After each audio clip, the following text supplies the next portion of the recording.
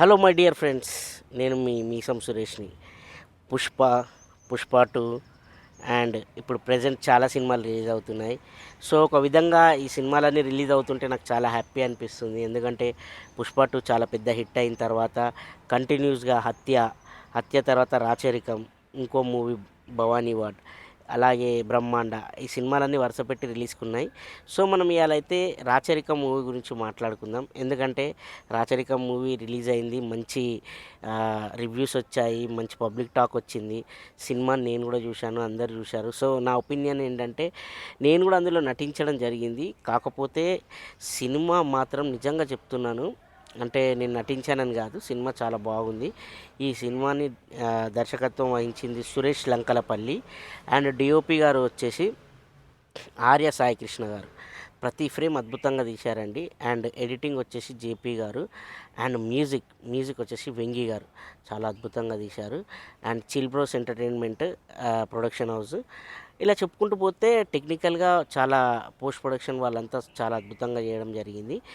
ఇంకా యాక్టర్స్ విషయానికి వస్తే ఇందులో నటించినటువంటి ముఖ్య నటులు, మెయిన్ లీడ్ వచ్చేసి అప్సరా రాణి గారు, వరుణ్ సందేశ్, విజయ్ శంకర్, వీళ్ళు మెయిన్ కీ రోల్ అండి, అంటే main lead roles.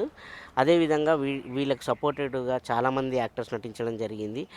Srikanth Iyengar అయితేంది, మహేష్ అచ్చంట, హైపర్ ఆది, అలాగే చెప్పుకుంటే మన అప్పారావు గారు, ఇంకా జగదీశ్వరమ్మ, అండ్ తర్వాత మహబూబ్ బాషా అని, నేను మీసం సురేష్ని, సతీష్ సారపల్లి, ఇలా చెప్పుకుంటూ వెళ్తే చాలామంది మంచి నటీనటులు ఇందులో నటించడం జరిగింది. అయితే సినిమా స్టోరీ ఫస్ట్ ఓపెన్ అవ్వగానే ఒక సీన్ ఉంటుందండి. చిన్నపిల్లడు కత్తి పట్టుకొని నించుంటాడు. అసలు ఆ సీన్ చాలా పెద్ద పెద్ద సినిమాల్లో, అంటే చాలా పెద్ద సినిమా రేంజ్లో అనిపించింది. అక్కడి నుంచి స్టార్ట్ అవుతుంది సినిమా స్టోరీ చెప్పాలంటే. మన సమాన హక్కు అనే మెయిన్ ప్లాట్ తీసుకున్నాడు. అండ్ సెకండ్ హాఫ్కి వచ్చేసరికి కొంచెం చేంజ్ అవుతుంది. ఫస్ట్ హాఫ్లో మాత్రం సమాన హక్కు అనే ప్లాట్ తీసుకున్నాడు.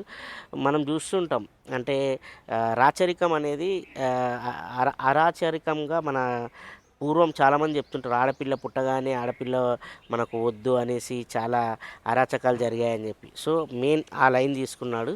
అందరికీ సమాన హక్కులు ఉండాలనే లైన్ తీసుకోవడం జరిగింది. అప్సరా రాణి పుట్టినప్పుడు వాళ్ళ తండ్రి తన్ను చంపేద్దామని చూస్తాడు. అనివార్య కార్యాలలో చంపలేకపోతాడు. తర్వాత ఆ పాప పెరిగి పెద్దగా అప్సరా రాణి అవుతుంది.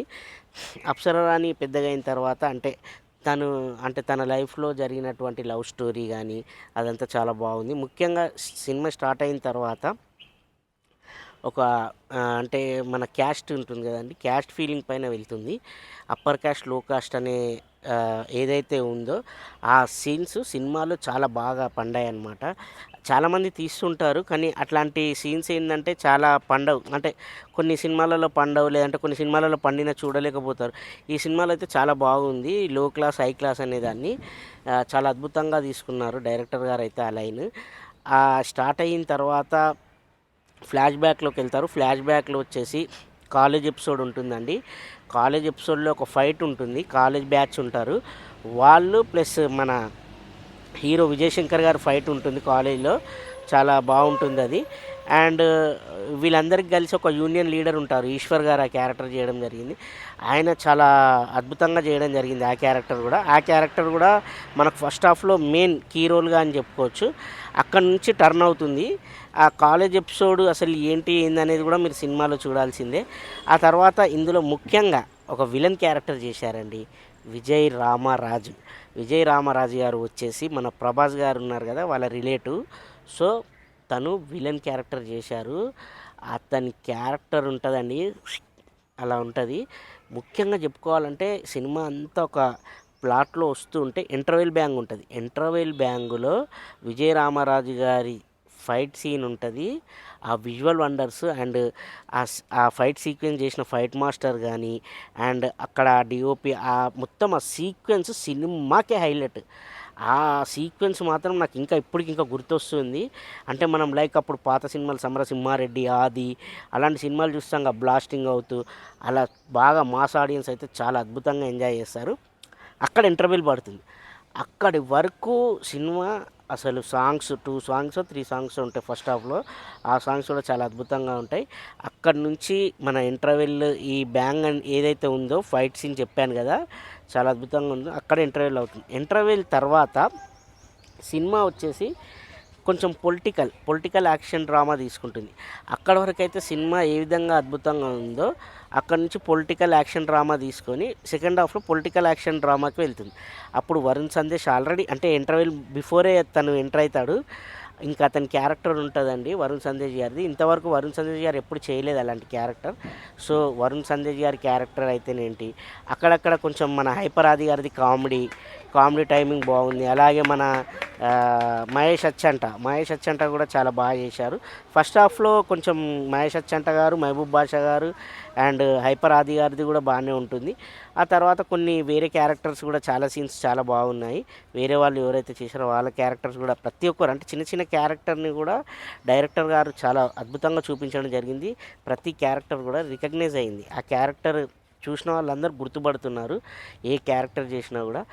అంటే వీళ్ళే కొంచెం బాగున్నాయి అంటే వాళ్ళ మీద వాళ్ళు ఏంటంటే వాళ్ళ నిడివి చాలా తక్కువ, అంటే టైమింగ్ అనేది చాలా తక్కువగా ఉంటుంది. సో వాళ్ళ పరిధిలో వాళ్ళు బాగా చేశారు, వీళ్ళ పరిధిలో కూడా వీళ్ళు చేశారు. సెకండ్ హాఫ్కి వచ్చేసరికి ఇంకా పొలిటికల్ డ్రామా అనేది ఎక్కువగా ఉంటుంది. ఆ ట్రయాంగిల్ పొలిటికల్ డ్రామా ఉంటుంది. అది ఫ్యామిలీ మధ్యలో జరుగుతుందా లేకపోతే ఎవరితో జరుగుతుందా అనేది స్టోరీ. ఆ విధంగా సెకండ్ హాఫ్ కూడా పూర్తవుతుంది. సెకండ్ హాఫ్ క్లైమాక్స్కి వచ్చేసరికి వరుణ్ సందేశ్ గారిని మీరు బీభత్సంగా చూస్తారు. ఓవరాల్గా సినిమా సూపర్గా ఉందండి. ఇది స్టోరీ. నేను కూర్చొని మీకు అంతా చెప్పేశాను. అయితే సినిమా మీరు దగ్గరలో ఉన్న థియేటర్లోకి వెళ్ళి చూడండి. మళ్ళీ తర్వాత ఓటీటీలోకి వచ్చాక అబ్బా ఎందుకురా థియేటర్లో చూడలేదు, మిస్ అయిపోయా అని చెప్పేసి అయితే ఖచ్చితంగా ఫీల్ అవుతారు. ఇది మాత్రం గుర్తుపెట్టుకోండి. సినిమా మాత్రం చాలా బాగుంది. ముఖ్యంగా బీసీ సెంటర్స్ వాళ్ళకైతే ఫుల్ మీల్స్ అని చెప్పుకోవచ్చు. చాలా బాగుంది సినిమా.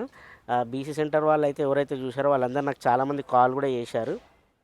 ధర్మారం నుంచి ఫోన్ చేసి అన్న నీ క్యారెక్టర్ చాలా బాగుందన్న, నీ డైలాగ్స్ అని నా డైలాగ్ చెప్తున్నారు. నేను షాక్ అయ్యా.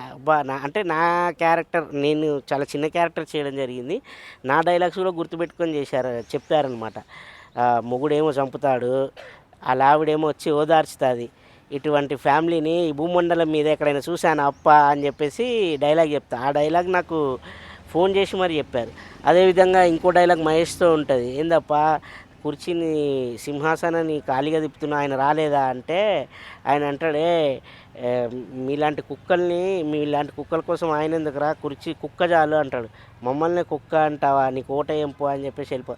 అలా కొన్ని డైలాగ్స్ ఉన్నాయి నాకు కూడా అక్కడక్కడ డైలాగ్స్ అని స్టార్టింగ్ సీన్ ఒకటి. సో నా క్యారెక్టర్ కూడా బాగా రికగ్నైజ్ అయింది. అంటే మన గురించి మనం ఎందుకు చెప్పుకోవడం, కానీ మీరు చూస్తే చెప్తే బాగుంటుంది. సో మీరు అందరు నాకు చూసి కామెంట్ చేయండి. అదేవిధంగా ఇట్లాంటి సినిమాల్ని మీరు ఆదరిస్తే ఇంకా మంచి మంచి సినిమాలు వస్తాయి.